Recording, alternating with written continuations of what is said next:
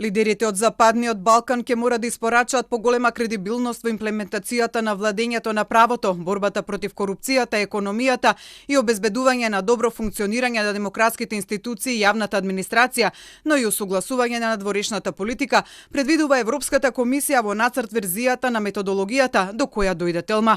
Европската унија од своја страна пак ќе треба да испорача непоколеблива посветеност на процес заснуван врз заслуги, поточно кога некоја земја ќе ги исполни критериумите, земјите членки треба да дадат согласност таа да продолжи во следната фаза. Во деталите како ќе се евалуираат реформите е наведено дека Европската комисија ќе објавува годишни извештаи за напредокот на земјите со вклучени предлози за корективни мерки.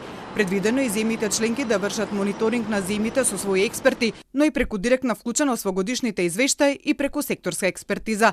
Методологијата воведува новина на делење на постојните поглавја во 6 тематски кластери, од кои првиот за фундаментални права во кои спаѓаат правосудството, владењето на правото, човековите права, ќе се отвора прво и ќе се затвора последно.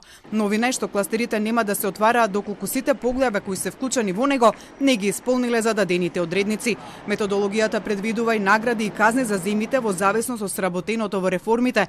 Комисијата предвидува за земјите да ги исполнат зацртаните одредници, тие мора да бидат јасни, тоест прецизно да се каже што се бара од земјата. Комисијата предвидува појасно дефинирање на условите за земјите кандидати за прогрес, кои ќе се објавуваат во годишниот извештај, а кои мора да бидат јасно дефинирани, прецизни, стриктни и верификувани.